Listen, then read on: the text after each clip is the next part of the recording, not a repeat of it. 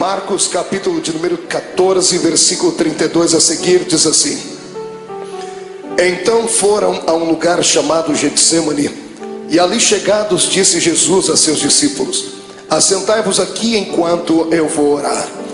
E levando consigo a Pedro, Tiago e João, começou a sentir-se tomado de pavor e de angústia.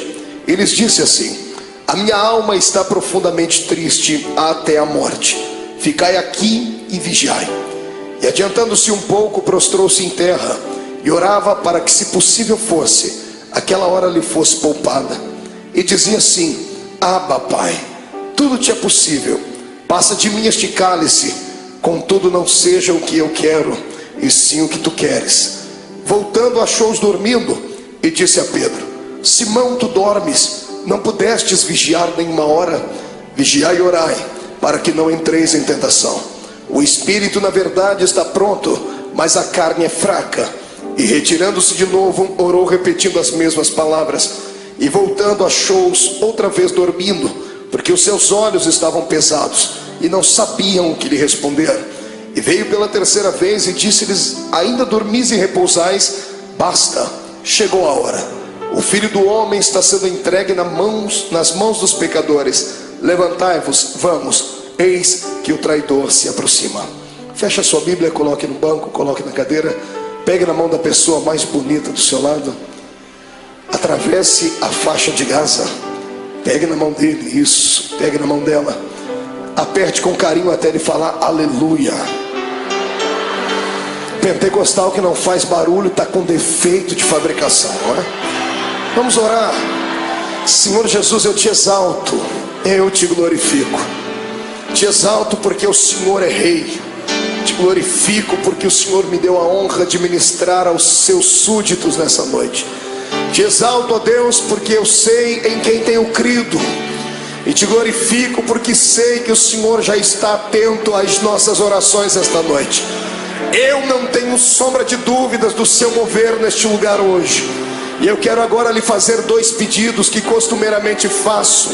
O primeiro é que ao redor da Assembleia de Deus do Bom Retiro, num raio de 5 quilômetros quadrados, onde houver um demônio alojado agora, eu quero dar a esses demônios 5 segundos para desaparecerem daqui.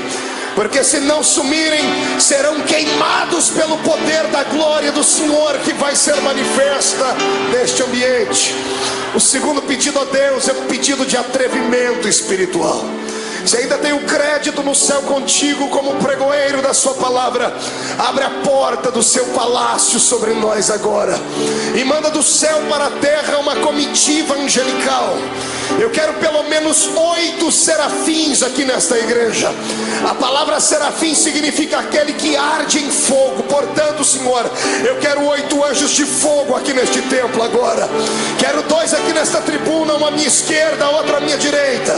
Quero 2 na entrada deste santuário e 4 seres esparramando brasas de fogo na nave da igreja. E onde houver um crente batizado com o Espírito Santo, renova ele, meu Senhor.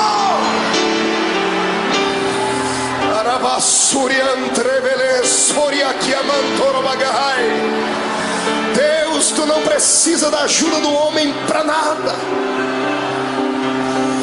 Tu és onipotente, Senhor. Então mostra a sua onipotência nesta noite. Abala os nossos corações com a sua unção.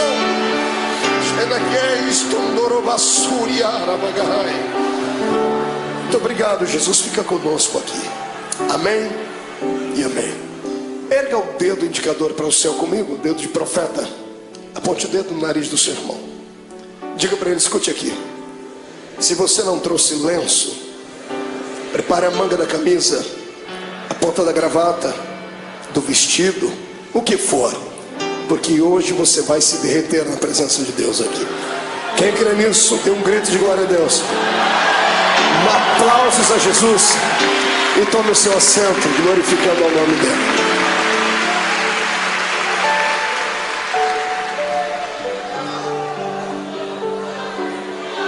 Aleluia. Oh glória. Terá la suria anderei choronava.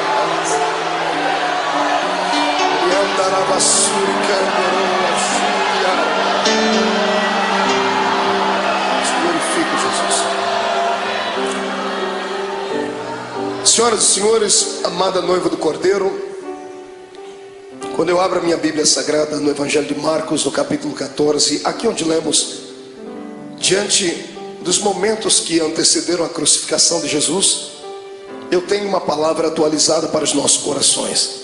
Certa vez, ouvindo um grande sábio pregador, ele disse algo que na época, talvez pela minha juventude, talvez pela força do ímpeto da juventude, eu achei que ele estava sendo apenas um tanto eloquente no que falava, e descobri anos mais tarde que era uma realidade.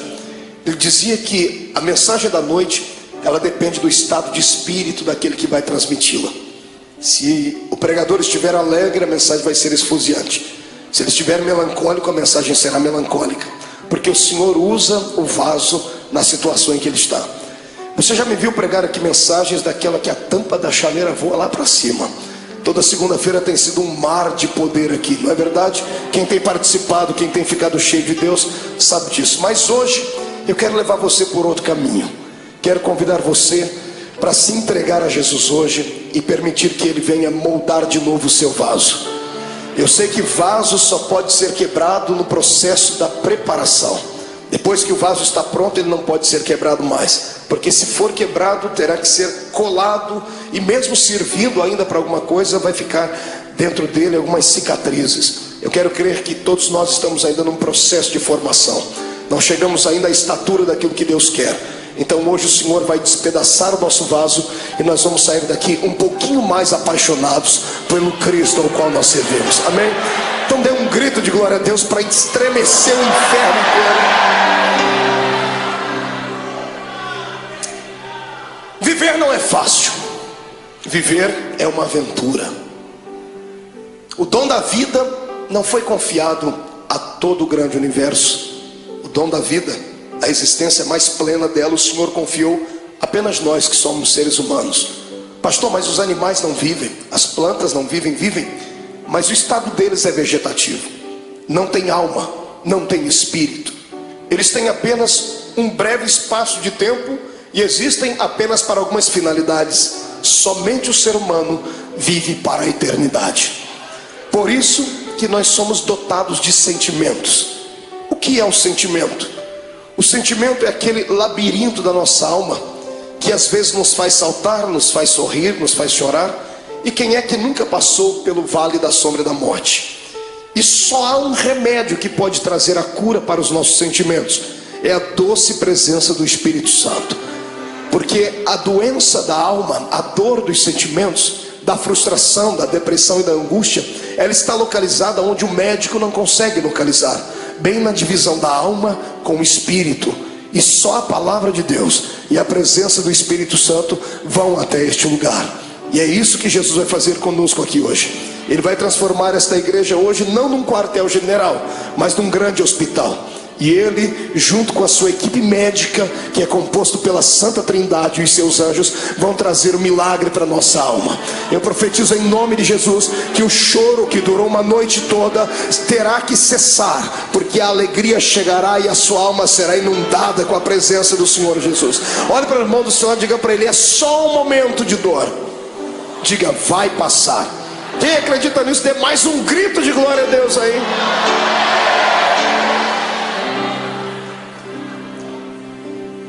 Quando eu olho para Jesus e fico às vezes tentando usar o meu raciocínio humano, por que é que ele veio? Alguns pensam que ele veio à terra apenas para implantar mais uma religião. Não era isso. O mundo já tinha muitas religiões. Já haviam religiões perfeitas aos olhos do homem. Já haviam religiões cheias de legalismo. Já haviam religiões amparadas por um sistema filosófico de poetas, como eram os epicureus. Amados, já havia muitas e muitas igrejas na época. Então a pergunta continua: por que é que Jesus veio à terra? Ele não veio à terra simplesmente por vir, como cantava Raul Seixas em uma música onde ele apontava o dedo para o nosso Salvador e chamava Jesus de ridículo, dizendo que ele não era besta para dar uma de herói. Jesus não foi apenas um herói, não foi apenas um mártir. Ele não saiu do céu apenas para fabular e confabular uma história. Jesus deixou as regiões celestiais motivado por um sentimento nobre e perfeito. Ele foi motivado pelo amor. Ninguém entende mais de amor do que Deus. Por isso a Bíblia diz que o amor de Deus foi pleno, porque Ele amou o mundo de tal maneira que deu o seu Filho unigênito, para que todo aquele que nele crê não pereça, mas tenha a vida eterna.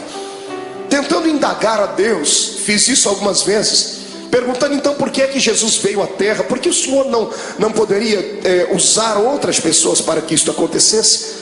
O Senhor me disse: você não leu a Bíblia direito, porque desde o Gênesis eu tenho levantado homens para serem exemplos, mas todos eles têm fracassado.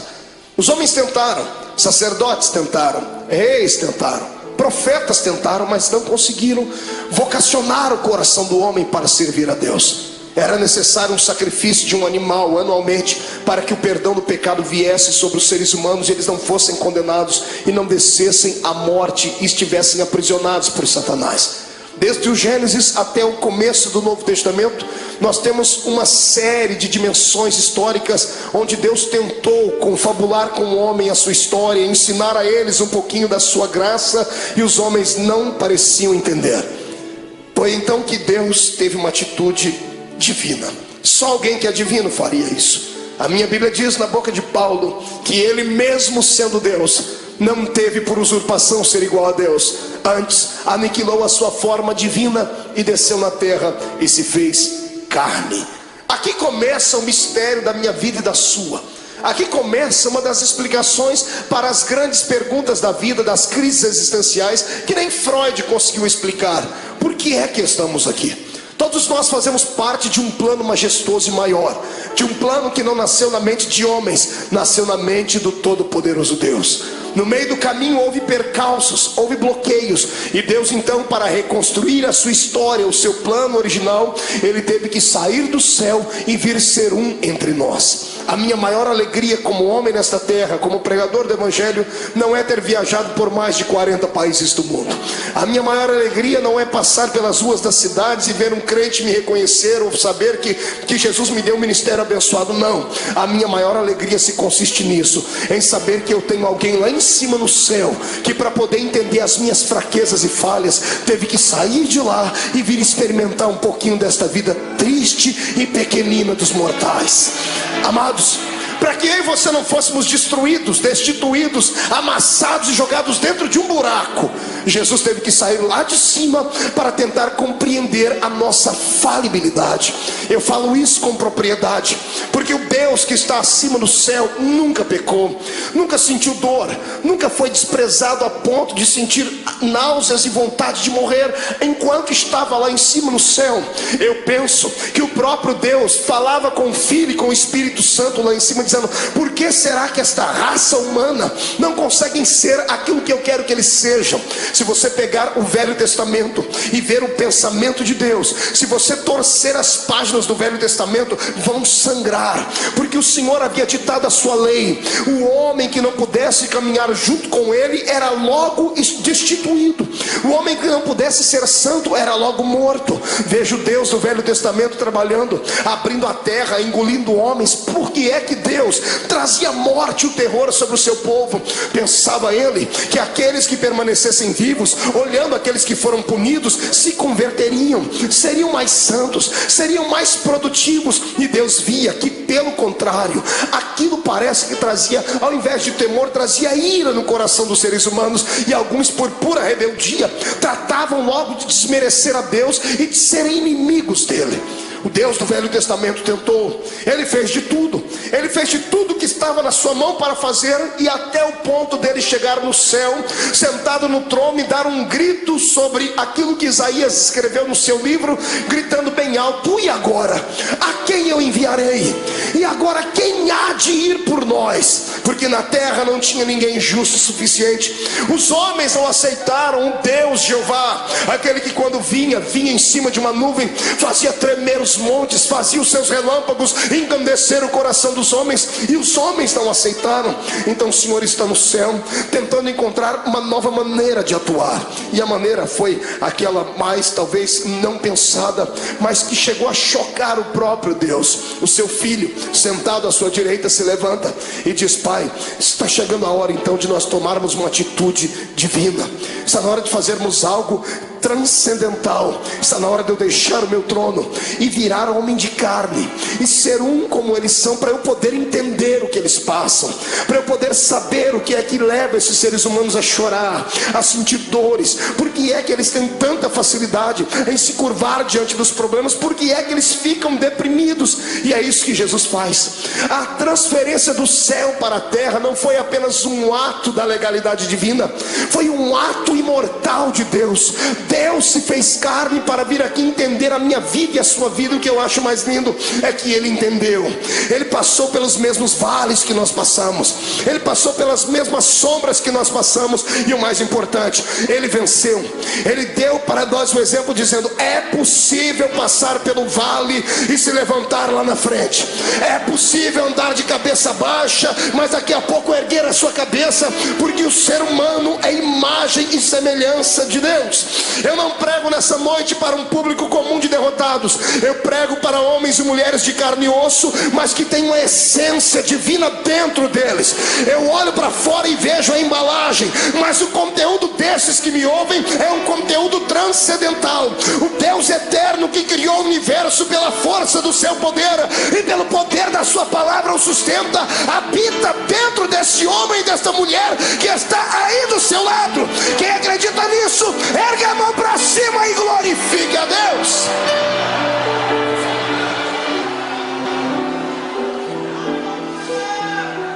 Para tentar entender por que é que a gente chora, grita, geme, sente agonia, Jesus passou pelo mesmo caminho. Estava chegando os últimos dias dele na terra.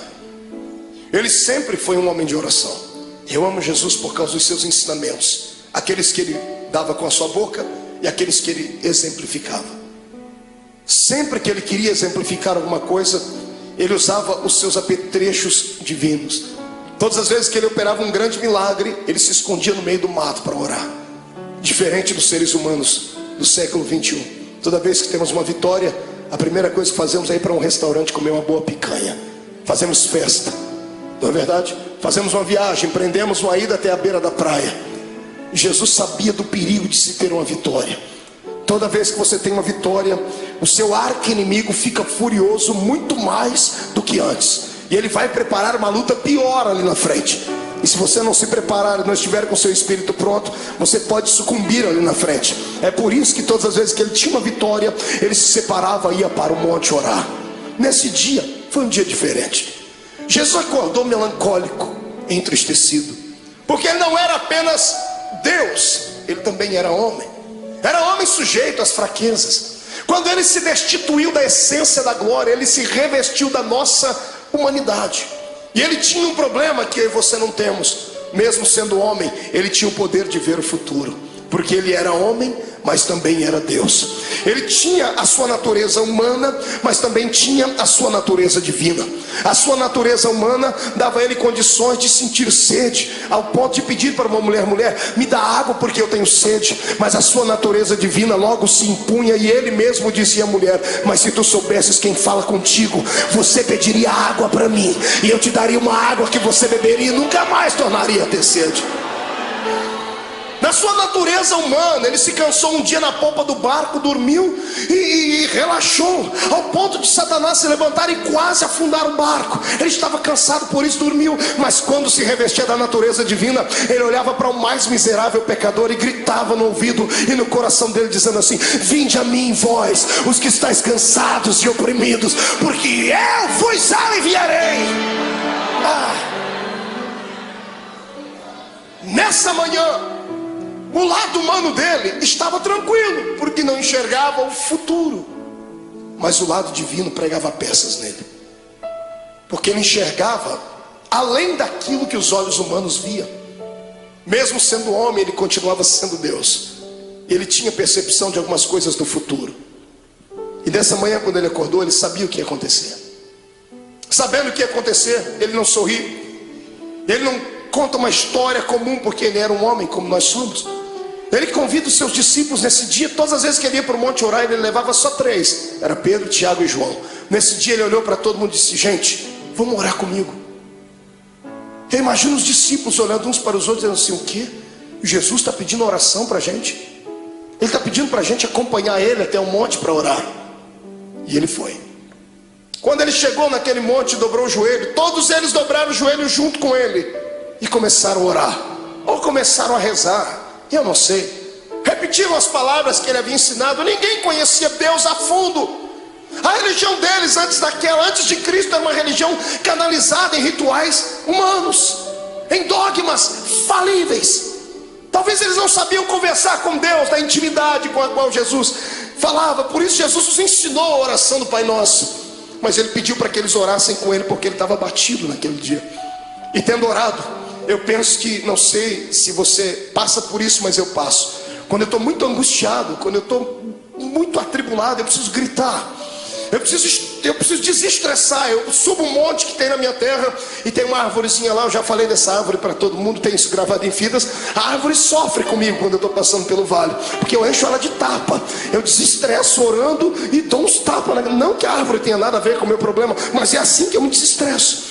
Eu imagino Jesus nesse dia angustiado, atormentado, ele olhando para os seus discípulos, ele querendo orar, ele querendo falar tudo que estava dentro dele. Mas de repente ele olhava por cima dos ombros, ele via Tiago, Pedro, João, ele via André, ele via os outros, e ele viu quão pequeninos eles eram. Eram apenas discípulos, não haviam atingido a estatura de mestre. O discípulo tem muita facilidade de se escandalizar, tem muita facilidade de ficar pequenino diante de situações difíceis. E eu imagino Jesus dizendo para si mesmo: se eu falar o que eu preciso, eles vão desanimar, eu tenho que demonstrar fortaleza para eles. E Jesus não aguentando mais, ele precisava orar. Ele levanta a cabeça, levanta da oração, deixa todo mundo orando. Ele pega 3 entre os 11 que foram, porque Judas não foi com ele esse dia. Judas ficou, tinha só 11 com ele. Ele levanta e chama os 3 mais chegados dele. Ele bate o nome de Pedro, Tiago e João, disse: meninos, vamos orar comigo. E para eles ele conta o que está acontecendo. A minha alma está angustiada. Você consegue ouvir isso da boca do seu Deus? Ou você acha que isso é um privilégio só seu?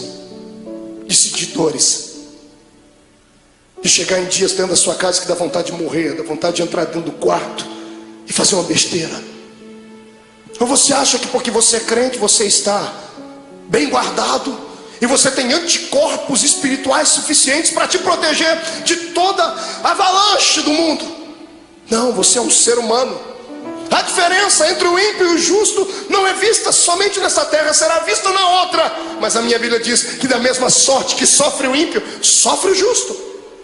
A diferença não é em sofrer, a diferença é em como sofrer. O ímpio sofre desesperado, dá um tiro na sua orelha, fuma droga, injeta, bebe muito, até cair no chão, porque assim ele alivia a sua dor. Nós que somos crentes não fazemos isso. Mas quando temos os nossos problemas, nós entramos dentro do quarto e tomamos um chazinho da raiz de Jessé, e o Espírito Santo vem acalentar. É só assim que a gente passa pelo vale. Eu estou te mostrando o seu Deus em agonia.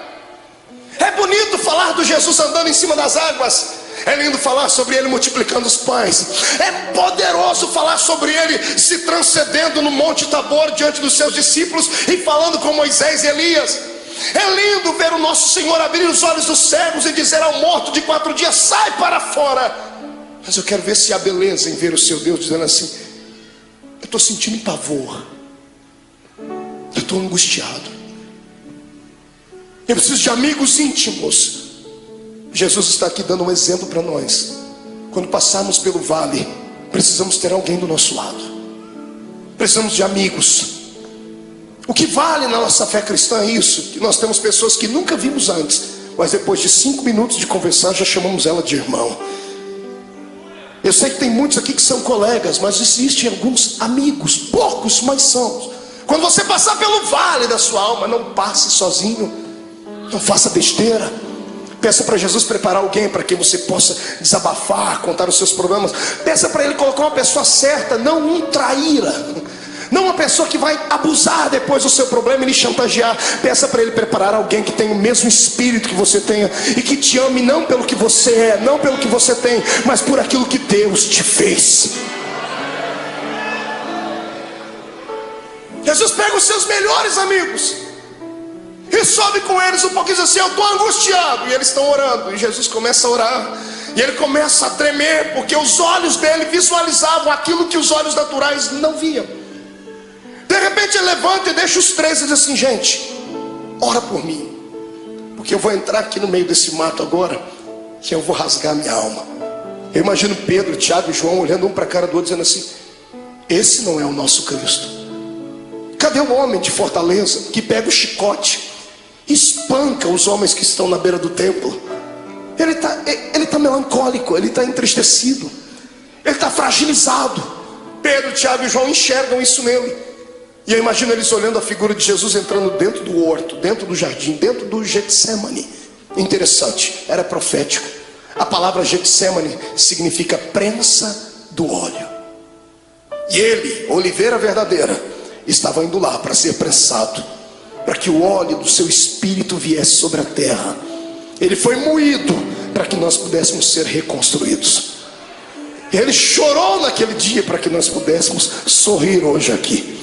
Ele sentiu dores naquele dia para que as nossas dores fossem aliviadas. E é por isso que eu te convido agora a dar um belo glória a Deus, porque Ele merece tudo isso.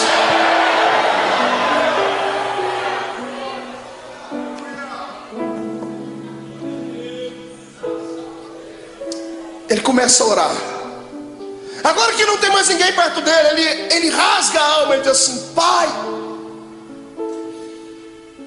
eu sei que a hora é chegada, mas o meu lado humano não está aguentando. Então eu vou fazer um pedido ao Senhor. Se der, Pai, passa de mim esse cálice. Se der, risque esse momento. Se der, me priva de sentir aquilo que eu já estou vendo que vou ter que sentir. Quando Jesus ora desse jeito, é posto uma vírgula na sua oração. Se levantam dois reinos do lado dele nesse momento: o reino de Deus e o reino de Satanás. Os anjos se calam no céu, o próprio Deus está em silêncio no céu olhando. Os demônios estão fazendo figa, estão torcendo, dizendo assim: se ele não for até o fim, não tem salvação. Se ele não for até o fim, o plano está mais uma vez destruído. E Satanás está lá orando para si mesmo, pedindo para que todos os poderes das trevas viessem trazer uma nuvem negra sobre Jesus naquele dia. E quando Jesus diz: Pai, se for possível, passa de mim esse momento, esse era o lado humano. O lado divino dele sobrepõe. E ele abre os olhos. E se como homem ele enxergava apenas o jardim naquela noite, se como homem ele enxergava apenas as árvores, o céu que devia estar escuro e o vento soprando, se como homem ele enxergava apenas pedras e relva, como Deus ele enxergou além de tudo aquilo. Ele enxergou além das pedras, além da relva. Ele enxergou além do tempo. Ele enxergou além dos séculos. Ele enxergou além do espaço. E sabe o que ele viu? Você.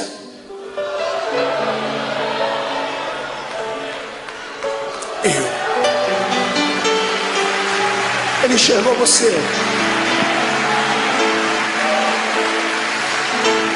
Sabe como ele te enxergou?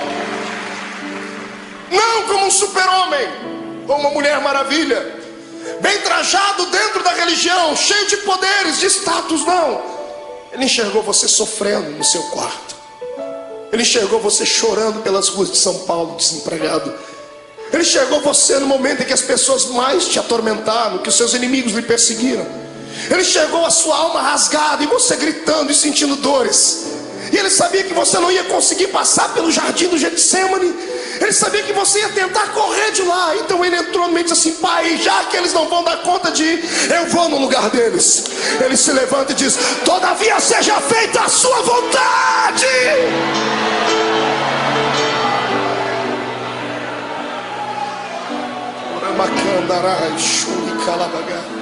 Feche seus olhos por um momento. Eu sinto que a noite deste dia vai ser diferente. Não sou só eu que estou passando pelo vale, estou sentindo dores. O Senhor está me dizendo que tem pessoas que entraram aqui gemendo hoje. Tem pessoas que essa segunda-feira perdeu sentido para ela. O feriado não teve alegria nenhuma. Tem gente aqui dentro que sequer conseguiu dar um glória a Deus. E não é porque não queria, é porque a sua alma está mais atormentada do que tudo. Veio buscar aqui hoje, nessa noite, um escape. Tentou enxergar aqui uma luzinha no fundo do túnel. Em nome de Jesus, como profeta do Deus vivo, eu profetizo que o tempo de cantar chegou. Os espíritos de tormento, os espíritos de acusação, os espíritos que provocam o seu espírito e te deixam abatido, chegaram até a porta do templo, mas tiveram que voltar. Quando eu fiz a oração inicial, eles tiveram que recuar 5 quilômetros. E eu te dou uma palavra de Deus: eles não vão voltar. Você vai sair daqui hoje de cabeça erguida, sorridente, alegre, de paz, cheio de Deus. Vai entrar na rua da sua casa com a coroa da vitória.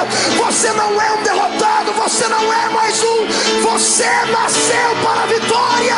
Quem acredita nisso, adore ao Senhor.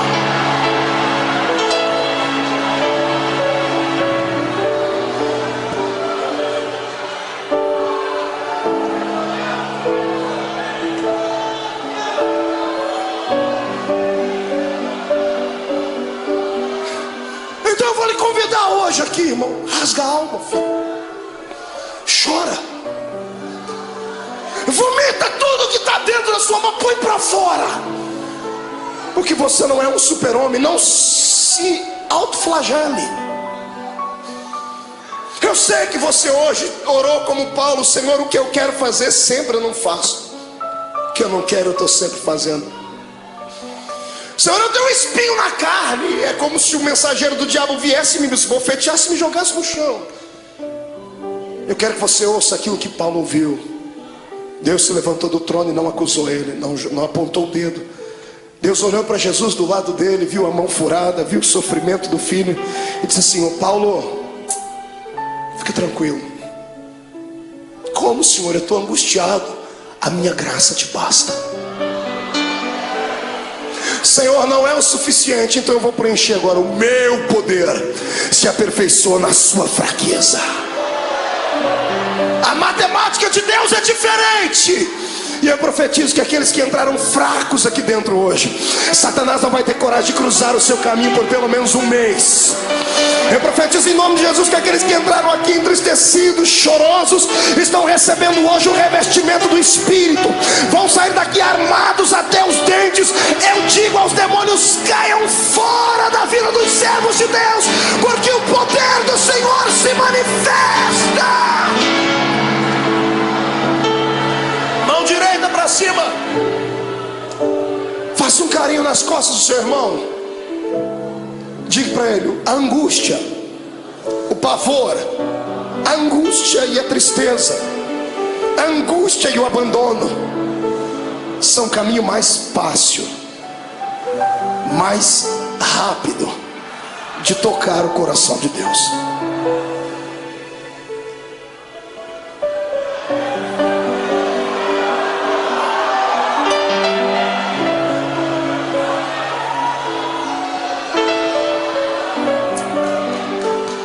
Era a adversidade.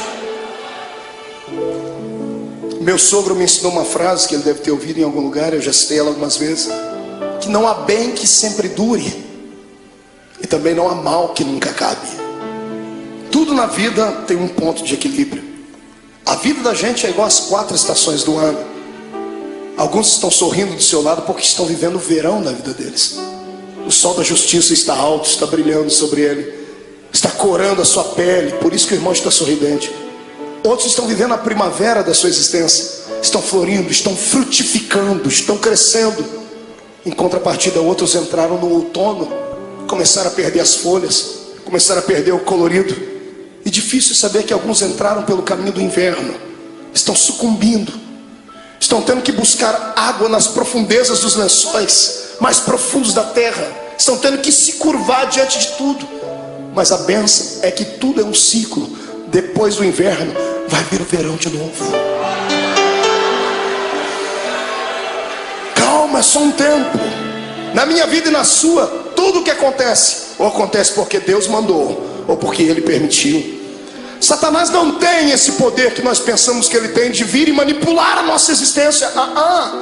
Eu sou entregue a Cristo e você também. O mais fraco aqui entre nós é capaz de catar Satanás pelo chifre e esfregar o focinho dele no chão, porque ele não tem mais solução. Para mim e para você, por pior que seja o ato cometido, se puderes hoje inclinar não os joelhos em terra, mas sim o coração diante de Deus, o sangue de Jesus Cristo cobrirá todos os seus erros e você ficará mais alvo do que a alva-neve.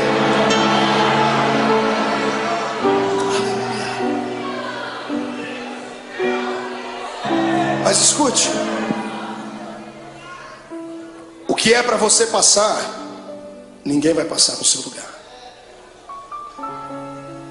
E tem épocas da vida que a gente tem que passar sozinhos. Tem vale que não tem amigo íntimo, ninguém. Tem coisas que somos só nós e Deus. E o pior é que nesse exato momento parece que Deus nos esquece. Eu não sei o que é pior, a correção de Deus ou o silêncio dele. O silêncio, quando você grita e lá do céu vem uma resposta assim: psss. Jesus estava sentindo assim aqui. A alma dele estava contrita. Ele chegou no ápice da vida de um ser humano. Ele levanta daquele horto tremendo, suando sangue. Eu fui estudar isso à luz da ciência. A ciência diz que é raro, mas é possível. Por que é que uma pessoa chega a transpirar sangue? A ciência diz que quando a pessoa está passando por uma agonia muito grande, o seu metabolismo fica todo alterado. 3 coisas podem acontecer. Primeiro, ela pode sofrer um infarto no miocárdio, porque a adrenalina correndo pelo seu corpo, o coração não dá conta de bombear tanto sangue e pode explodir. Segundo, quando a etapa do coração é vencida, as veias do cérebro não suportam, a pessoa pode sofrer um derrame. Terceiro, quando é vencida a etapa do coração e da mente, aí os poros se dilatam e o sangue que está sob pressão dentro do corpo, ele sai pela pele. Como Jesus não podia morrer de ataque cardíaco, nem podia morrer de derrame cerebral, porque a cruz estava preparada, o sangue dele saiu pela testa, pelos poros. Eu queria que você imaginasse a afeição do seu Cristo quando ele passou a mão na testa e viu o sangue. O lado humano dele deve ter se contorcido, mas era preciso passar por aquele vale, era preciso ir até o fim. Ele levanta dali como um vitorioso. O reino das trevas está abalado porque acharam que ele ia parar naquele momento. Ele levanta e pega os discípulos dormindo. Que decepção. Mas ele sabia que eles eram fracos. Ele olhou para os discípulos, acordou e disse assim: nem uma hora pudestes velar comigo?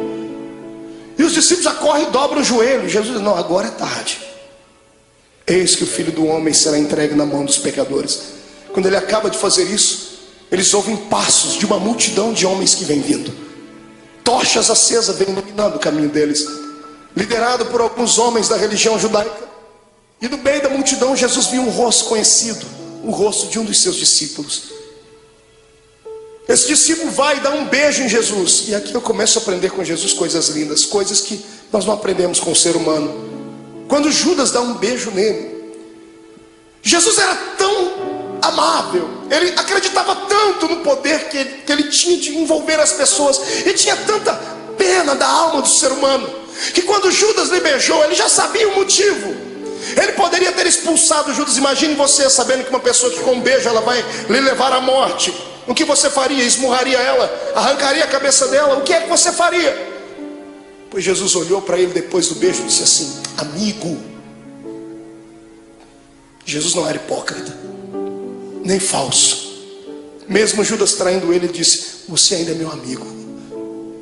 Essa palavra vem de encontro àqueles que durante essa semana traíram Deus. Traíram Deus com seus atos, traíram Deus com as suas palavras, negaram Jesus com seus feitos.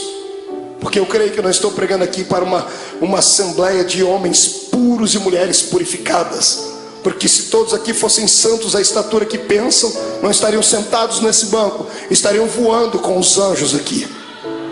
Eu sei que estou pregando aqui para gente que passou pelo vale, porque o meu Deus não fala com quem está ausente, Ele fala com quem está presente. Mas Jesus manda dizer que Ele está apaixonado pela sua fé, está apaixonado pela sua coragem. Você caiu, veio aqui se arrastando com a boca no pó, mas crendo no que está escrito, que o justo pode cair até 7 vezes, mas o Deus que Ele serve, de todas elas o colocará de pé.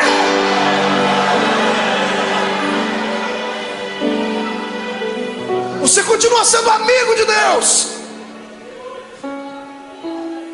O amor de Deus não dá para se entender. O amor de Deus tem que ser aceito. Não fomos nós que o escolhemos, foi Ele quem nos escolheu. E quantas vezes você já fez essa pergunta: por que o Senhor me escolheu, Deus? Por que você acha que Deus te escolheu, irmão? Pela sua força? Pela sua oratória? Pelo seu talento de cantar? Você acha que Deus olhou para você e disse: não, esse aqui eu vou poder usar, então eu vou investir nele, e o outro que não prestava ele não investiu? Não foi nada disso. Deus olhou para você e alguma coisa em você atraiu Ele. Não foi você que foi buscar Deus em uma igreja, foi Ele que trabalhou no seu coração em casa, usou o testemunho de alguém. Deus queria você, mas a palavra final foi sua: eu vou. Quando você disse vou, o Senhor disse: pronto, eu escolhi, agora Ele veio. Você foi escolhido por Deus. Escute, deixa eu dizer uma palavra, que isso aqui vai quebrar esse demônio que te atormenta, vai acabar com a sua depressão. Escute: nenhum ser humano pode surpreender Deus. Não há nada que você faça, não há nada que você pense, não há nada que você aconteça que você vai deixar fazer Deus ficar assim: nossa, o meu filho me espantou. Porque Deus conhece tudo. Você nunca vai surpreender Deus. É por isso que eu me apoio nessa palavra, para nunca sair dela. Porque o diabo, ele só sabe falar do passado. Ele só sabe acusar você do que você fez, do que você cometeu antes de entrar dentro dessa igreja hoje. Ele só sabe apontar o dedo para você e metralhar você, dizendo assim: você foi isso, fez isso e aquilo. É por isso que eu prefiro ficar com Deus, porque Deus não fala do passado. Todas as vezes que Deus olha para você, sabe o que Ele fala? Do seu futuro. E lá no céu, imagina Ele acotovelando Jesus, está vendo aquela filha lá? Olhe lá na frente e veja o que eu vou fazer com ela. Está vendo aquele homem? Olhe lá na frente e veja o que ele será. Porque Deus não é como caranguejo que anda olhando para trás. O Senhor está na nossa frente. O Senhor está além das suas fraquezas. O poder do Senhor está além da sua humanidade. O poder de Deus está além dos seus complexos. É por isso que eu te convido nessa noite: saia de dentro da prisão que está a sua alma. Deixa o Senhor hoje sacudir as portas desta prisão e arrancá-las para fora. Deixa Deus mostrar para você que mesmo amarrado em um tronco, com os pés amarrados, todo ensanguentado, você ainda tem um cântico nos seus lábios, tem uma arma atômica nos seus lábios. Enquanto você cantar, as muralhas vão cair. Eu convido você hoje a saltar para dentro do território dos vitoriosos. Yes! Adora o seu Deus.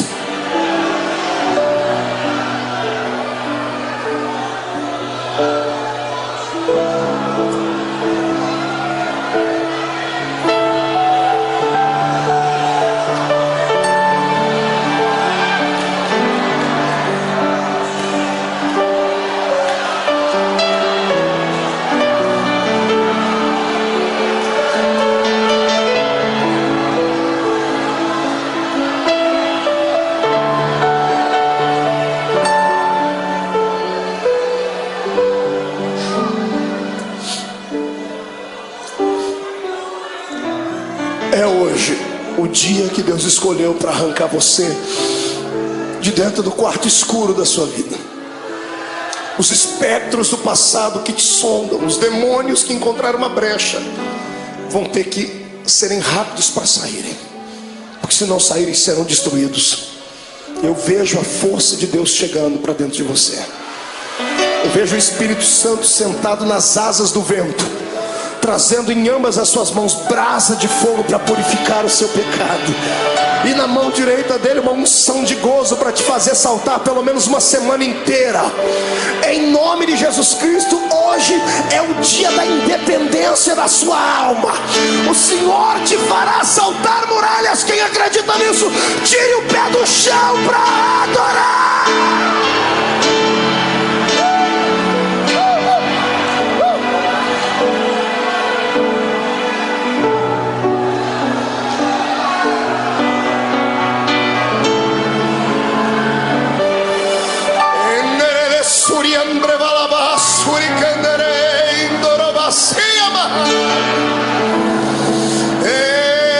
Adore a Deus, cante um hino de vitória e vem agora para perto do altar. Curve o seu coração, porque Deus de pé está. A Assembleia de Deus do Bom Retiro nessa noite será impactada aqui, porque é um Deus lá em cima que olhou para mim e olhou para ti. Venha do céu agora a sua unção e encha os meus irmãos. Receba em nome de Jesus Cristo agora.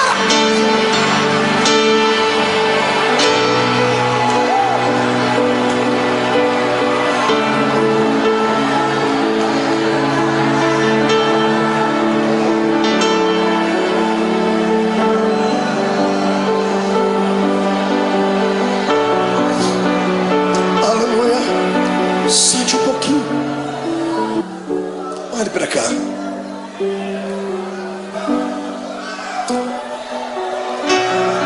Tem um santo católico. Ele foi canonizado pelos homens, mas o exemplo de vida e de fé dele impactou um tempo. Chamava-se São Francisco de Assis. São Francisco de Assis fez uma oração, e uma frase da sua oração eu peguei para mim, para orá-la sempre que eu estou passando por problemas.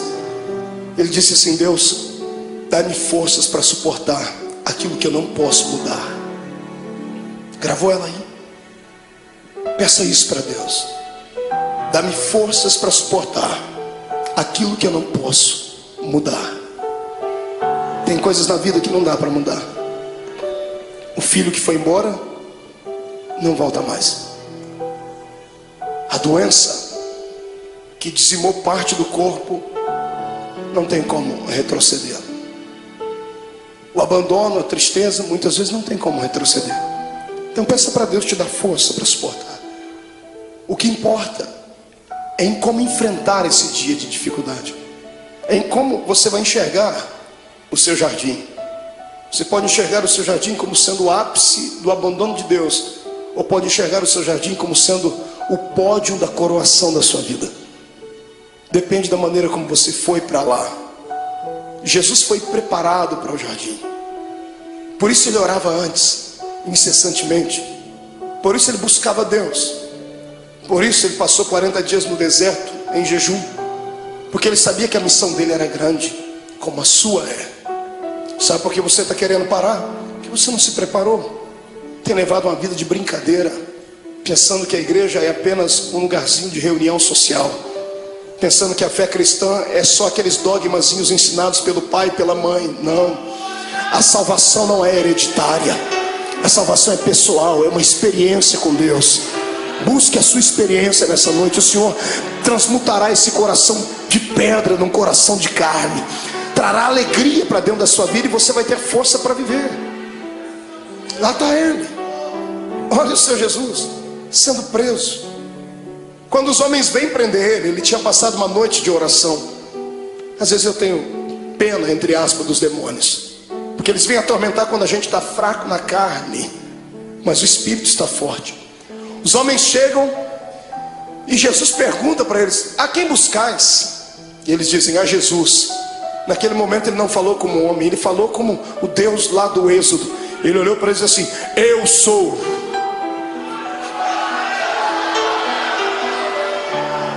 Por um pouco aqueles homens não morreram fulminados. Porque quando ele liberou a sua palavra, rema, eu sou, eles caíram no chão. Qualquer preso sairia correndo, qualquer pessoa condenada sairia correndo, qualquer covarde sairia correndo. E eu não duvido que os discípulos iam pegar na mão dele: Jesus, aproveita o momento e foge. E ao invés de ele ir para a direção contrária, ele vai e ajuda as pessoas a ficar de pé. Você consegue imaginar Jesus pegando na mão de Malco?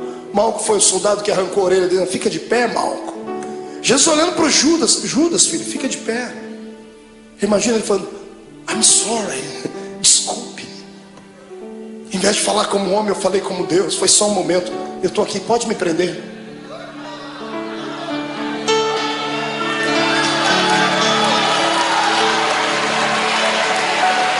Me prenda. Eu imagino que os próprios soldados que foram prender Jesus se assustaram. O quê? Me prenda, eu estou preparado. O que eu estou fazendo agora vai trazer uma mudança no planeta Terra. O momento de sofrimento agora trará algo na eternidade jamais visto, nunca visto. Se o grão de trigo não morrer, ele vai viver para sempre na solidão. Mas quando ele morre, ele gera outros. Precisam de um cordeiro? Eis-me aqui, vamos lá. Eles podem não amar-me suficiente, podem não ter orado comigo à noite, podem ter me negado, podem ter me vendido, mas eu os amo. Aleluia. O amor de Deus é o amor ágape. Você já conhece isso, é cartilha dos crentes. Amor eros, amor filos e o amor ágape. Amor eros é de homem para uma mulher, o amor filos é de mãe para filho, filho para pai. O amor ágape é o amor de Deus, é o amor puro, é o amor que se ama sem esperar nada em troca. É o amor que Paulo falou lá na sua epístola aos Coríntios 13, é o amor que tudo suporta. É por isso que Jesus está te segurando. Aleluia. Eu dizia a um amigo hoje que eu descobri depois de muito tempo porque é que o ser humano não deve pecar. O ser humano não deve pecar simplesmente porque existem leis na Bíblia dizendo que ele não deve pecar. Deus não odeia você porque você peca. Deus não quer te destruir quando você erra, não é isso. É que Deus é Pai. E Deus sabe que todas as vezes que você peca e erra, você se arrebenta. Todas as vezes que você faz alguma coisa errada, é você quem se machuca. E qual pai quer ver o filho machucado? Qual pai quer ver o filho ferido? Está entendendo? É por isso que o Senhor não quer que você erre, você burle a lei, porque tudo que Ele estabeleceu são princípios, e tudo que foge dos princípios te machuca. Olha para você agora sofrendo por causa desse adultério. Olha você sofrendo aí dentro, as mágoas, tristes, desejando uma pessoa que não é sua e não pode ficar com ela, não tem jeito. Olha vocês sofrendo porque pegou aquilo que não era seu. Olha aí você sofrendo porque passou por cima de tudo aquilo que Deus tinha para você. Olha você angustiado.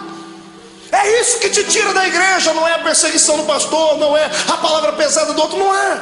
São aquilo que nós infringimos na lei de Deus. E Jesus me disse ao meu ouvido enquanto eu estava de joelho ali: tem muita gente que quer se afastar da igreja, filho. E fala para eles que não importa o que eles fez, importa o que eu fiz por eles. Sai da frente, Satanás, eu estou com raiva de você. Eu tenho certeza que nesta noite os planos de Satanás mais uma vez caíram por terra, porque o Senhor te ama e ponto final. Quem é amado por Deus adore a Ele.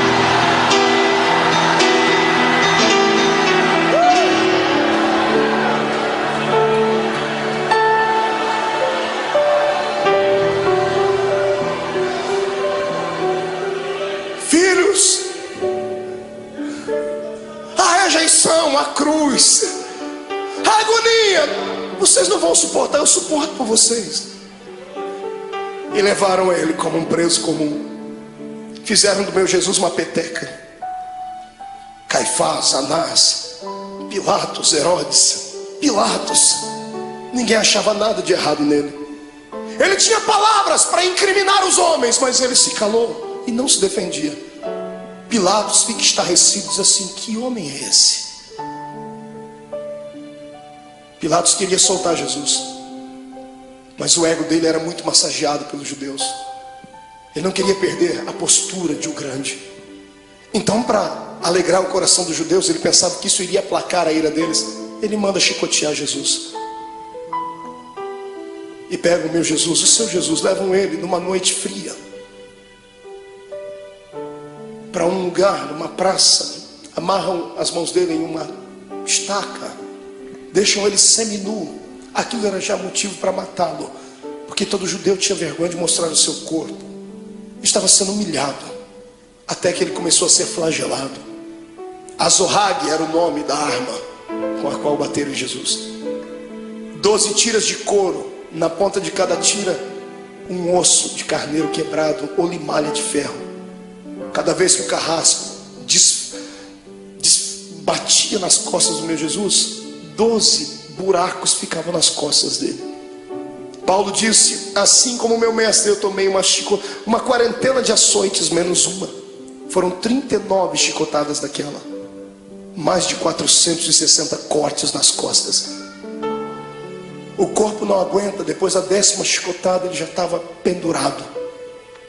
Ele poderia ter gritado, ele poderia ter aliviado um pouquinho da dor, porque quando gritamos, por um momento, há um bloqueio no cérebro e a dor passa instantâneo, por momentos, mas passa. Se ele gritasse, ele teria sentido menos dor, mas ele não gritou. Ele aguentou calado, porque sabia que você não ia aguentar. Sabia que eu não ia aguentar. Eu também, irmão, eu também.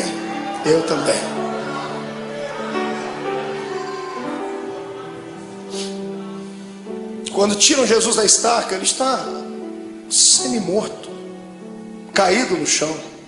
Alguém embrulha o corpo dele num pano, pensando fazer o bem. Estavam fazendo o mal. Jogam ele dentro de uma cova, dentro de uma cela fria, úmida, fétida. No outro dia de manhãzinha, Pilatos já havia se reunido com algumas pessoas. O povo não havia quem acalmasse o povo. O povo quer a morte dele. Pilatos se levantou e chamou a multidão e disse assim: olha, hoje é um dia especial. Hoje eu tenho direito e posso liberar o perdão para um preso. Vocês têm esse homem chamado Jesus e tem Barrabás. Barrabás era um terrorista, era um prisioneiro político. Era um homem que queria lutar contra o reino de Roma. Por isso estava preso. Um homem zarrão, de quase 1,90 m, diz a história. E quando colocaram Barrabás e pegaram o nosso Jesus todo machucado de manhã, ele não jantou na noite, não tomou café de manhã. Ele estava fragilizado, com o corpo tremendo, perdeu muito sangue na noite. As pessoas olham para os dois e, pagos por dinheiro, gritam: solte Barrabás. Pilatos não entende o que a multidão está falando. Ele vai, lava as suas mãos, diz assim: bom, que caia sobre a cabeça de vocês o sangue desse homem. Os soldados ficaram possessos por demônios.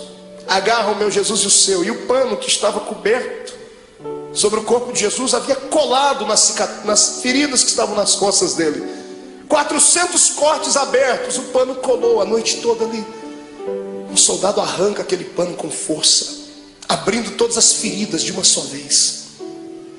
Ele deve ter soltado um gemido muito forte. Para brincar com ele, porque alguém dizia que ele era o rei, fizeram uma coroa de espinhos. Cada espinho tinha pelo menos 9 a 10 centímetros de comprimento. Espinhos que eram capazes de perfurar uma madeira. E colocaram na cabeça do nosso Jesus. Colocaram uma capa vermelha sobre ele e bateram com uma cana na cabeça dele para que a coroa fincasse mais ainda. E alguém dizia: tu não és o rei? Eis aí a tua coroa. Pegam o patíbulo da cruz, a haste onde os braços dele foram presos e fixos, colocam nos ombros dele e ele sobe a via da crucificação. A cruz não podia ser posta inteira nos ombros de um preso, porque ela pesava quase 140, 150 quilos. Ninguém daria conta de levar. Era só a parte principal. Jesus está subindo aquela travessia. Aquilo era um show, era um espetáculo que todos aguardavam. Todo mundo estava esperando ver ali um preso político, um preso famoso. E quando muitas pessoas começam a ver Jesus passando ali, a agonia tomou conta do povo. Eu fico imaginando as pessoas que estavam lá naquele dia. Imagino Lázaro, o amigo de Jesus, do lado de Marta e Maria, as irmãs segurando ele. Eu vou, Lázaro, eu vou soltar ele, eu vou fazer alguma coisa. Mas não vá, Lázaro, se for vai morrer também. Ele vai passando o olhar, ele vê todos aqueles para quem ele multiplicou o pão e deu na mão deles. Os amigos que ele tinha desferiram contra ele a traição. Pedro está andando do lado, triste porque já tinha negado Jesus. A mãe de Jesus vai ao longe, olhando o filho querido.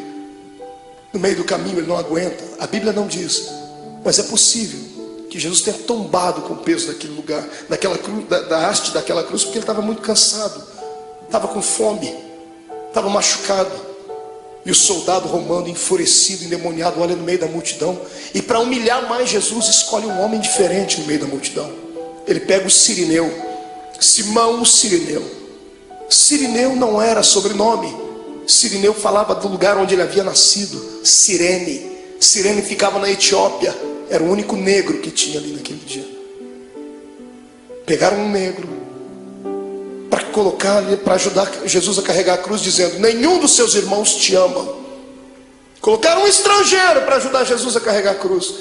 Eu fico aqui imaginando com a minha mente, ele está sofrendo, está morrendo e está ensinando a gente que quando passarmos pela nossa via da crucificação, não tiver nenhum amigo para ajudar a carregar a cruz, não tiver nenhum parente para ajudar a carregar a cruz, Deus enviará um estrangeiro para ajudar. Aleluia. E o mais lindo é que o estrangeiro já está do seu lado, o Espírito Santo. É Ele quem te ajuda a carregar a cruz. Está sentindo Ele aí, irmão? É por isso que está ficando mais leve a cruz. Eu não oro para que Jesus tire essa cruz dos seus ombros, mas eu peço para que Ele te dê força para carregar ela até o fim, porque vamos trocar as cruzes que nós temos por coroas do céu. Aleluia. Passe pelo vale dando glórias ao seu Deus.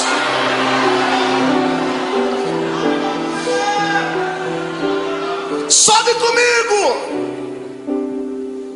Vem no Gólgota comigo. Ele está subindo, a multidão está indo atrás, os soldados estão gritando. Quando chegam lá em cima no Gólgota, tiram a haste que estava sobre os ombros de Jesus e pegam a haste maior e pregam lá, então sim uma cruz. Pegam Jesus e vão crucificá-lo. A história diz que a cruz era feita 5 dias antes da crucificação, era feita sob medida. Por quê? Por causa do tamanho e o peso do preso. Era feita sob medida porque antes de pregarem o preso já havia um lugar próprio para cravar o prego. Já faziam um buraco na cruz para que facilitasse a entrada do prego. Então quando vão pregar o nosso Jesus, problema, a cruz não era dele, era sua, era minha, era do infeliz, do Barrabás. E os pecados de Barrabás, os meus e os seus, eram muito maiores do que tudo já imaginado. Os pecados da humanidade inteira. Quando pregam a primeira mão, facilitou a entrada do prego. Quando vão pregar a segunda, não dá, porque o braço dele era menor. Então eles esticam Jesus. O salmista disse que esticaram o nosso mestre, ao ponto de quase desconjuntar os ossos. Os ossos não podiam ser quebrados, mas desconjuntados. Quando esticam Jesus, ele sente dores inimagináveis. Pregam a mão dele, o suplício maior vem na sequência, porque a mão ainda tem muita carne. Como é que se prega o pé? Não pregaram 2 pés de uma vez, porque não tinha prego que suportasse. Pregaram o primeiro pé. Pregos de 17 centímetros, golpe desferido em cima do osso, ou entre as juntas dos pés. Quando o primeiro prego entra e crava o pé do meu Jesus naquela cruz, ele deve ter se contorcido, um desejo de gritar, mas era tudo que Satanás queria ouvir, fraqueza.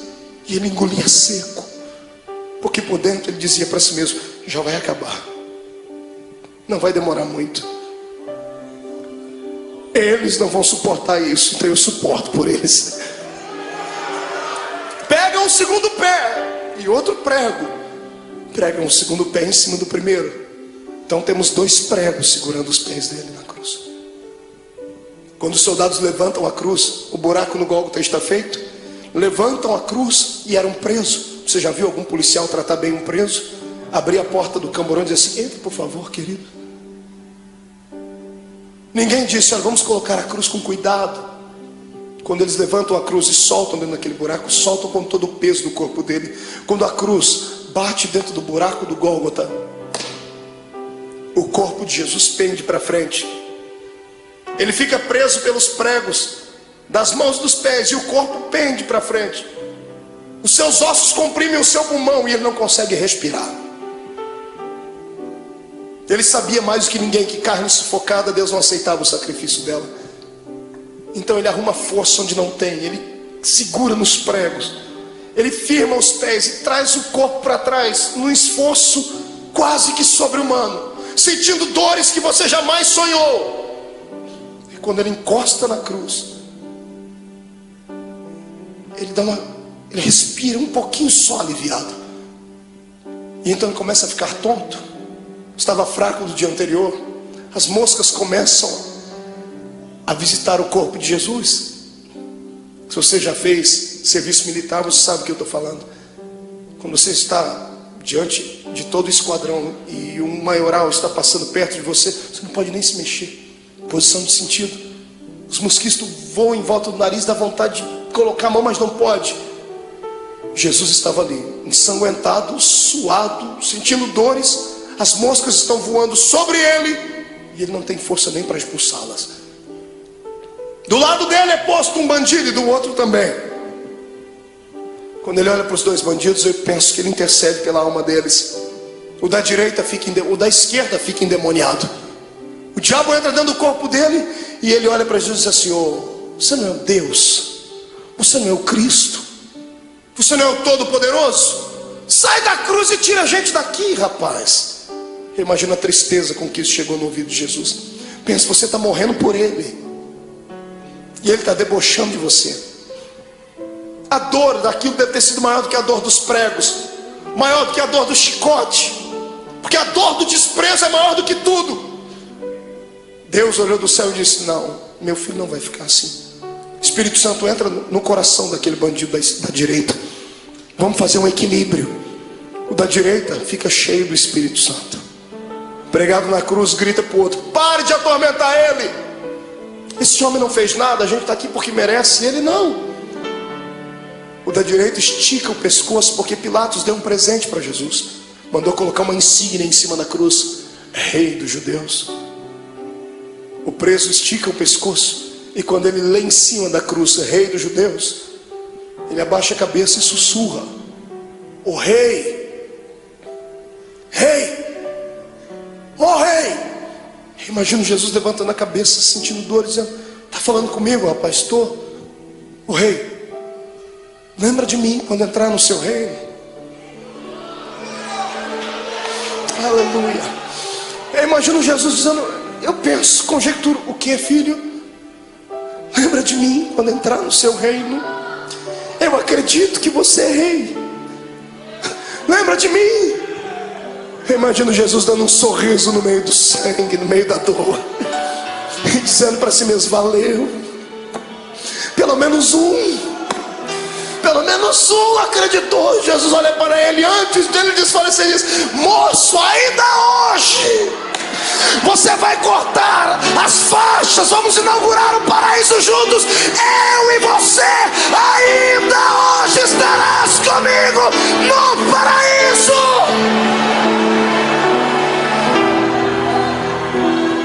Era bacana,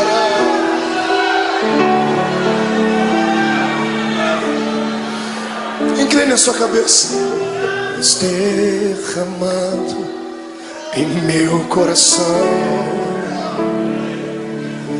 não sei como agradecer-te o que tu tens feito a mim. Eu eu só posso dar-te agora a minha canção. Quem pode cantar comigo? Dar-te, vai, grita. Graças, Senhor. Graças, meu Senhor Jesus.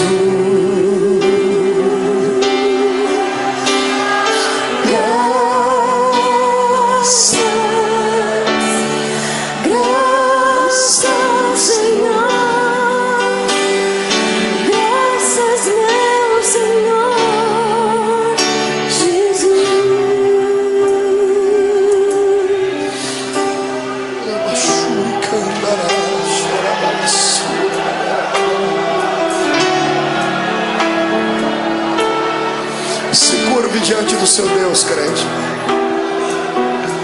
Até você que não gosta de dar glória a Deus não pode ficar em silêncio agora.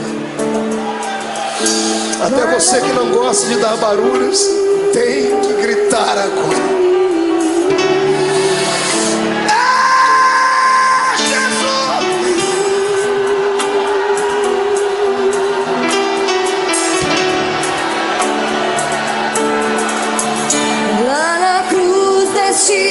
Tua vida, entregaste tudo a mim, vida eterna me entregaste ao morrer. Por teu sangue tenho entrada junto ao trono celestial, posso entrar confiantemente ante a ti. Lá na cruz deste tua vida, entregaste tudo a mim, vida eterna me entregaste ao morrer.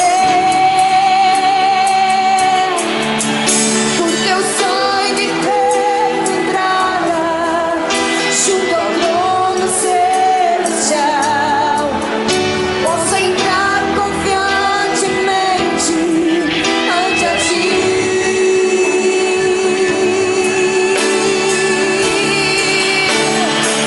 Para dar-te graças,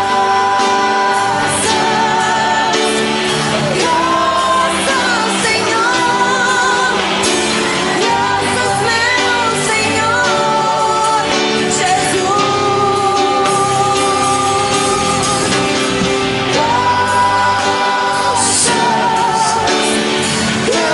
Graças, Senhor, Graças, meu Senhor Jesus. Calamantro Balabassura, Ereixuriandarabagai. Todo crente batizado com o Espírito Santo seja renovado. Todo crente que está envolvido pelo poder do sangue de Jesus Cristo seja renovado. Quem nunca orou em línguas, que seja batizado agora. Que este lugar comece a flamejar.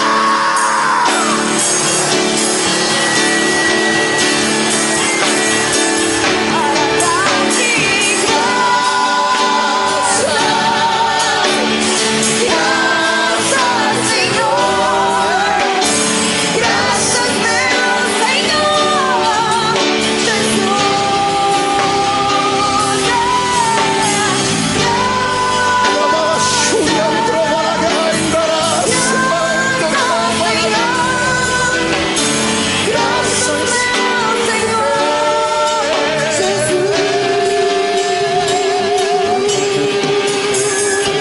Segura um pouquinho de pé. Pegue na mão do seu irmão. Oh Deus.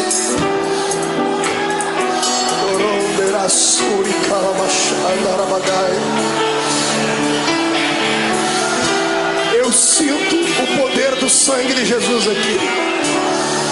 O Senhor está perdoando pecados nessa noite.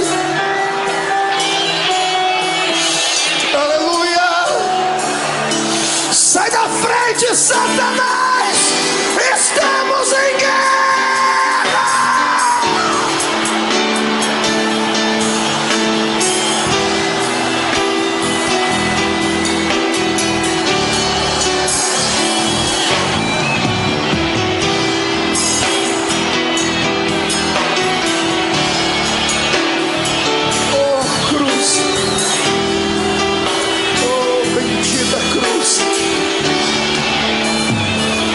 Segura um pouquinho, pegue na mão do seu irmão, olhe para cá.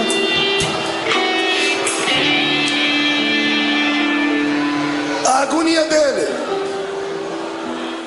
continuava. Chegou uma hora que ele olhou para o céu. Como homem, ele enxergava só as nuvens, o sol. Mas de repente, como Deus, ele olha para o céu e ele não vê nuvens. Ele olha para o céu e não vê pássaros. Ele vê o trono, Rubens. Quando ele vê o trono, ele vê o pai dele. Só que o pai dele está de costa. O pai virou as costas para ele. E no momento de dor, de muita agonia, ele disse: "Ô pai, por que tu me abandonou?" Quantas vezes você já falou isso, crente? Deus entende quando você diz isso, porque Jesus passou por isso. Não é que Deus estivesse feliz com o sofrimento do filho. Se Deus continuasse olhando, ele ia arrancar Jesus daquela cruz, Joel. E se ele arrancasse Jesus da cruz antes dele morrer, Deus ficaria derrotado. Deus poderia ter destruído a terra, mas ele preferiu virar as costas para não ver. E o lado humano de Jesus sentindo dores, mas o lado divino dentro dele dizendo assim: já está acabando, aguenta mais um pouquinho, segura. A morte está lá com as garras da mente de Jesus, tentando arrancar o espírito dele, e ela não consegue, porque ele não tinha pecado. A morte estava inofensiva. Ela era acostumada a carregar para dentro do inferno pecadores. Mas como arrancar da terra um homem que nunca pecou? Eu imagino a morte dizendo: desse eu não dou conta. Eu imagino Jesus levantando o rosto para cima e dizendo assim: eu vou te ajudar, morte. Onde está o teu aguilhão, ó morte? Onde está o teu poder que não consegue levar um homem fragilizado uma noite inteira? Eu te ajudo. Quem diz que a morte matou Jesus não sabe da verdade. A morte não matou Jesus, foi Jesus que se entregou para ela. Você é muito fraca, morte, então eu vou te ajudar. Eu me rendo, eu entrego meu espírito, consumado está.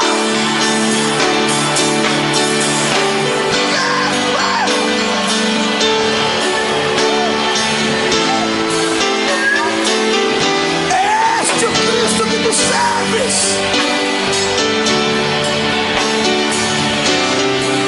Segura aí, tô acabando. Escute.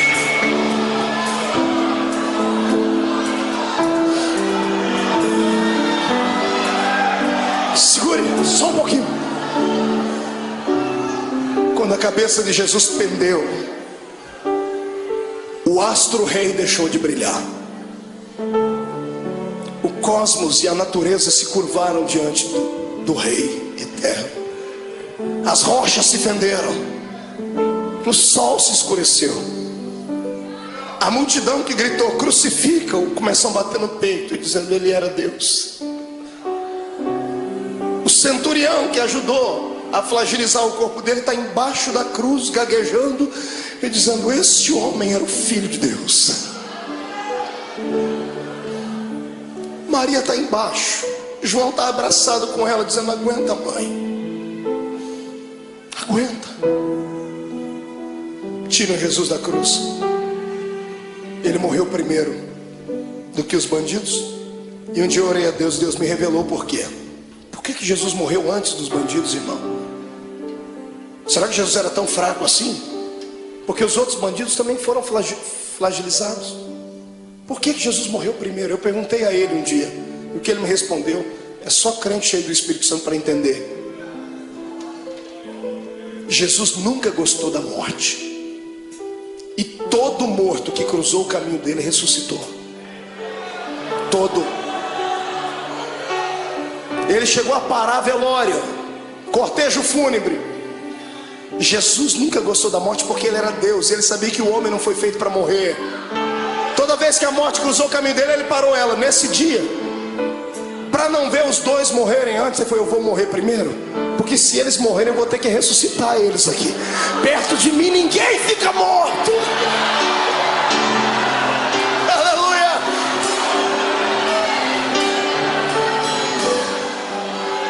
Ele morreu. Morreu a carcaça. Quem morreu foi Jesus, o homem. Mas o Cristo que estava dentro dele não podia morrer, porque Deus é eterno. O Espírito do Cristo que estava dentro dele saiu pela boca. Quando o homem expira, seu espírito sai. Interessante é que ao invés de Jesus sair dali e ir até o céu, a Bíblia diz que ele foi às regiões mais baixas. Ele foi num lugar muito interessante que poucos crentes conhecem, pouca gente prega. A Bíblia diz que ele foi buscar um cativeiro. Já leu sobre isso na Bíblia? Quando Jesus morreu, ele passou 3 dias morto ali, o corpo, porque o espírito dele foi fazer uma pregação interessante. Ele foi a um lugar onde estavam todos os santos que haviam morrido antes dele, porque ninguém ia para o paraíso, iam todo mundo para o seio de Abraão. E Jesus foi lá e se revelou: eu sou. Eu imagino ele, que já estava com a chave da morte e do inferno na mão, indo lá, abrindo as portas das cadeias. Abrindo a porta, lá dentro tem alguém sentado assim: sai para fora, Daniel. Mas Senhor, quem és tu? Eu sou aquele que fecha a boca do leão.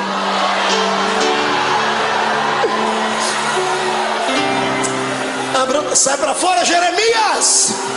Quem é o Senhor? Eu sou o oleiro e você continua sendo vaso. Vai na porta. Sai para fora, Ezequiel. Quem és tu, Senhor? Esqueceu de mim? Eu sou aquele que mediu as águas para que você entrasse nelas. Águas de vida, águas que purificam, sou eu. Jesus vai na cela de um homem chamado Manoá. Quando ele abre a porta: sai para fora, Manoá. Senhor, quem és tu, Manoá? Você perguntou o meu nome quando eu fui anunciar o seu filho. Eu sou o maravilhoso, Manoá. Sou eu. Sai para fora, Davi.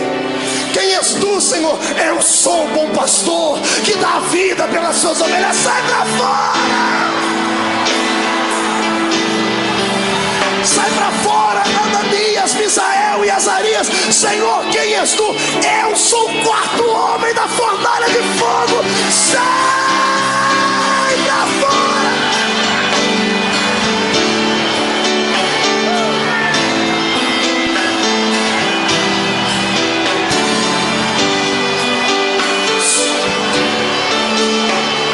Segure.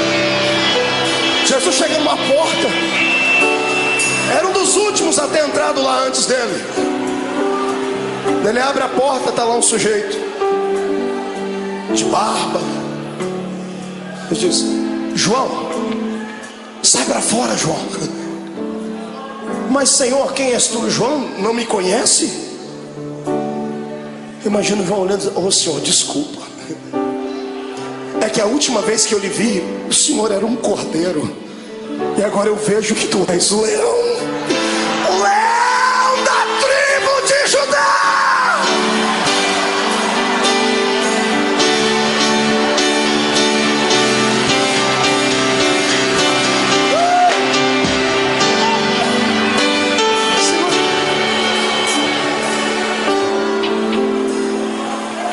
Momentos antes disso acontecer, Jesus fez uma visitinha lá na casa do diabo. Está todo mundo chorando aqui em cima, na terra. E tem um monte de demônio fazendo festa no inferno.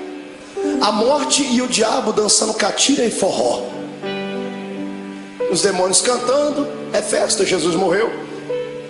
Quando Jesus morreu, eles esperavam que ia cair uma pedra em cima da cabeça deles. Quando Jesus expirou, eles, ai, mas não aconteceu nada, então vencemos. Passaram a noite toda fazendo festa lá no antro do inferno. Não foi num belo dia, os demônios todos deitados, cansados, dormindo. Eu imagino, a escuridão do inferno começa a receber luz. Ele vem, e não vem andando, vem flutuando dentro daquele lugar.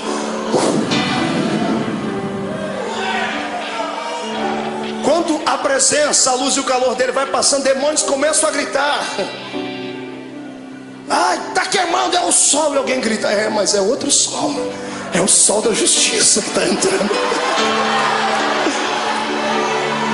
Os gritos devem ter acordado o diabo e a morte. Jesus olha para a cara dos dois. Antes de falar com o diabo, Jesus vai no colarinho da morte, agarra ela pelo colarinho e diz, onde está a morte? Onde está o teu aguilhão, a morte? Jesus pega e joga ela para um canto. Jesus vai onde está o diabo, fala, Satanás, agora é contigo, seu infeliz. Me agonizou lá no monte, achou que eu não ia vencer. Eu vim aqui provar para você que é possível ser homem na terra e ainda ir morar no céu.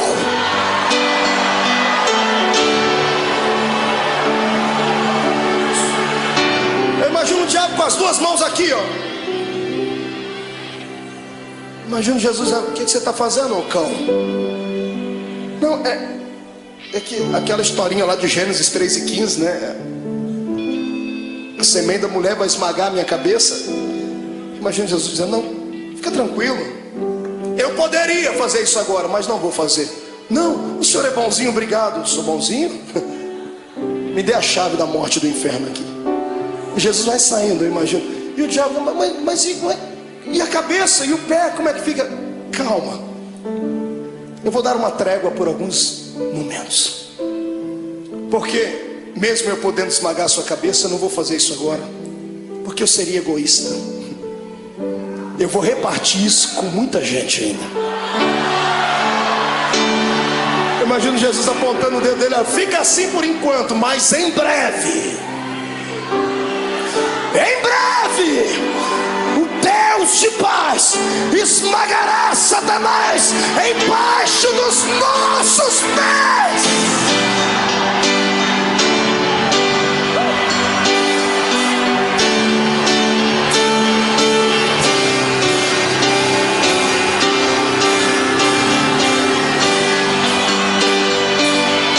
Segura, vamos encerrar.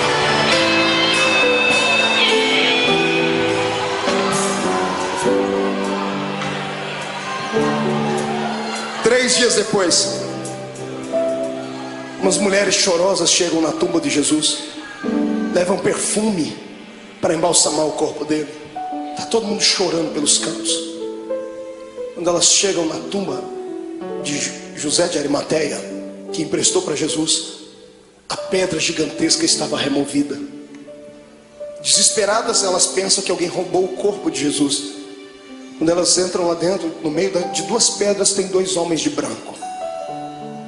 Os homens estão sorrindo, um sorriso angelical. Um dia nós vamos vê-los.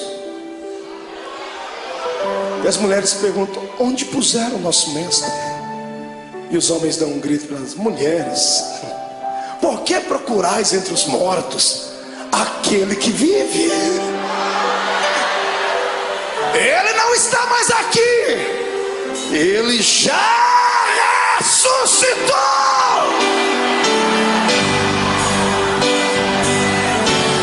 Vou te dar um conselho. Passe a quinta-feira da angústia, chegue na sexta-feira da crucificação e não se entrega. Se segura, porque o domingo da ressurreição vai chegar. E Deus manda dizer que essa noite foi transformada no domingo da sua ressurreição.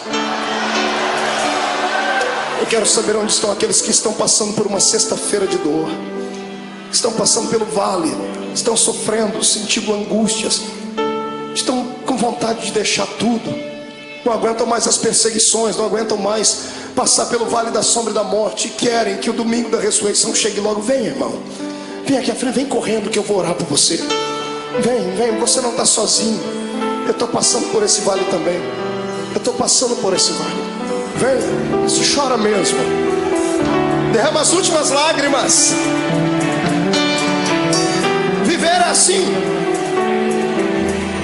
Hoje a gente perde, mas amanhã a gente ganha. Hoje a gente está embaixo, mas amanhã vamos estar por cima. Hoje foi despedido, mas o Senhor vai abrir uma porta de emprego amanhã. O coração está apertado porque está sozinha, está sozinho, foi traído, foi abandonado. Calma, o Senhor tem bênção para lhe dar. Ele já preparou, mas ou Ele vai trazer de volta o que foi, e se aquele não prestar mais, Ele vai preparar outro. Ninguém perde com Deus. Ele só pede para você ter paciência. Segura um pouquinho, grite, mas não murmure. Se jogue no chão, mas não perca a fé, porque em nome de Jesus Cristo, o domingo da ressurreição está chegando. Diga comigo, em nome de Jesus. Toda angústia, toda dor, todo sofrimento, tudo aquilo que me atrapalha de servir a Deus, toda frustração, todo sentimento de abandono, eu ordeno, venha para a palma da minha mão. Agora, feche a sua mão. Diga comigo, a minha sexta-feira da crucificação já foi. Hoje é o domingo da minha ressurreição. Levante a mão para cima, eu vou contar até 3. Você vai jogar no chão e vai pisar em cima. 1. A vitória é sua. 1,5. Hoje o Senhor te transporta para o reino dos vitoriosos. 2. A sua casa será impactada pela ressurreição de Deus. 2,5. Satanás é um derrotado, com um D maiúsculo. 2,75. É o dia da sua liberdade. 3. Jogue no chão, piso em cima.